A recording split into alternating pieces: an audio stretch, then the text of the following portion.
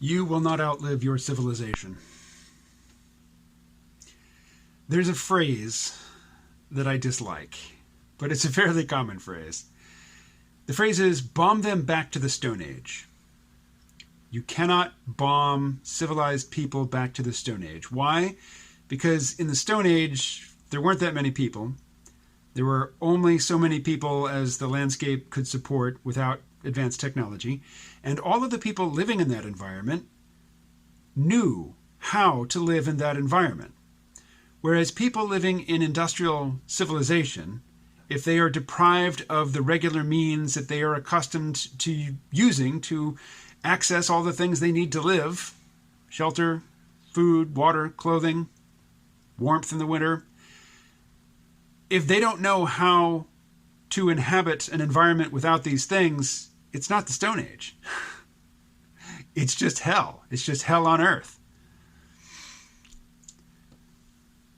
There are people I know who farm. They go out into the countryside, they buy the cheapest piece of land they can find, and year after year they scrimp and they save and they do, they work odd jobs as they need to.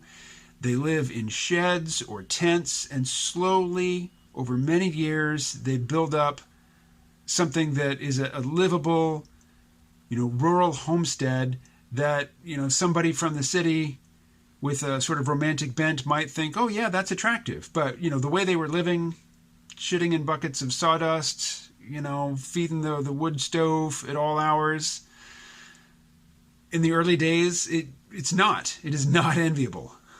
It is a chore. It is an ordeal. Most people aren't up to it. I'm not up to it. But then there are other people whom I have encountered and interacted with who think that they can learn to garden. They can learn basically a set of skills in advance of collapse that will allow them to have a cozy catastrophe.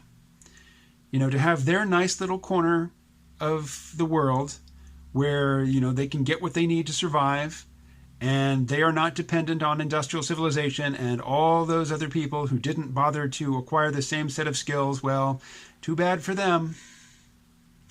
That's not going to work. That is absolutely not going to work. One, I don't know anybody who feeds themselves and their families entirely out of their garden. Even farmers, even polyculture farmers with a variety of animals on site and a huge garden and who really have everything firing on all cylinders, if you'll excuse the automotive technological metaphor, they still go to the store. They still buy food that is created in far-off places and transported across the country and across the world. They still drink coffee. They buy and drink beer that they didn't make themselves. Some of them smoke cigarettes that they didn't grow the tobacco. If civilization crashes catastrophically and is not reconstituted or rebooted pretty quickly, most of us are going to die. And those who don't, it will be as much luck as preparation or ability, which separates the tiny handful of survivors from the vast majority who will just die. Because without advanced technology, without a lot of energy to run the machines, without fossil fuels for industrial scale farming, this planet will not support as many of us as are here now. It just won't. And it certainly won't support, huge numbers of people who don't have the appropriate skills for living in a non-technological environment. You are not going to outlive this civilization if this civilization undergoes sudden collapse. It's not going to happen. So I'm coming to the point where the worry that civilization will collapse is akin to the worry that the Large Hadron Collider will split the universe. It will just disrupt this fabric of space-time and just destroy the universe. Or a huge asteroid will come crashing down and just obliterate all of us. Or terrorists will figure out how to launch the nuclear missiles in the U.S. arsenal. I mean, that last one, there are actually preparations you can make. There are ways to avoid that scenario. Whereas, the giant meteor coming in, particularly, a lot of stuff that comes in for a close pass gives us very, very little warning. Hours, days, couple weeks. There's nothing we can do in a couple weeks. If a large body is bearing down on us. If we have years of warning, we might be able to do something. But, given our current arrangements, that would just be 2 weeks to party until the end. But while the people who think they're going to create, their gardening their little cozy catastrophe and survive because they know how to garden and because they have acquired a variety of other skills that they think will see them through the lean times. If you don't have a whole bunch of weapons, if you don't have ammunition and the skills to use those weapons and the willingness, like the constitutional ability to take a life, you're not going to get to keep any of the stuff that you have stockpiled to see you through the apocalypse. Other people will come and take it from you.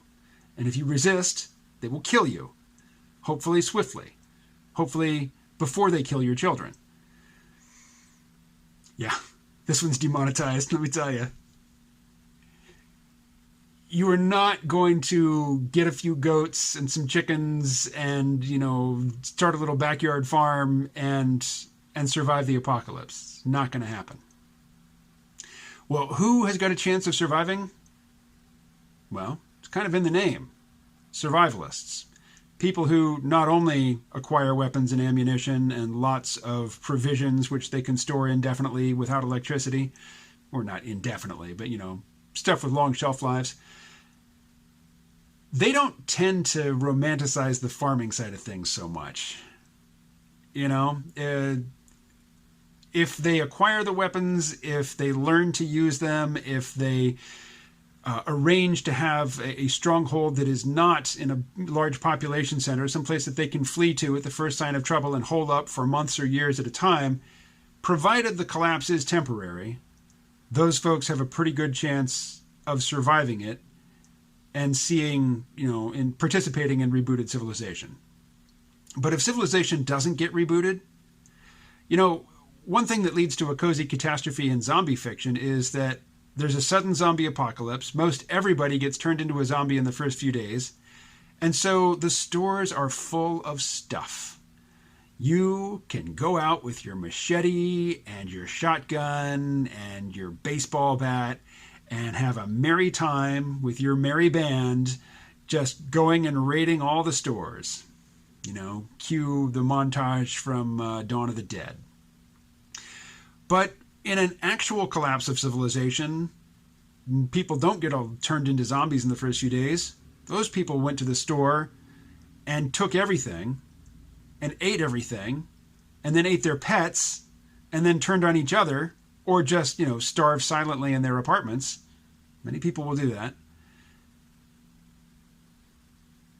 And when you crawl out of your bunker after 8, 10 months, year and a half, whatever, when your freeze-dried eats have run out, when your eFoods Direct stockpile has been exhausted, and you go, down to raid the shelves at Walmart or, Sam's Club or whatever, man, that place has been picked over long since.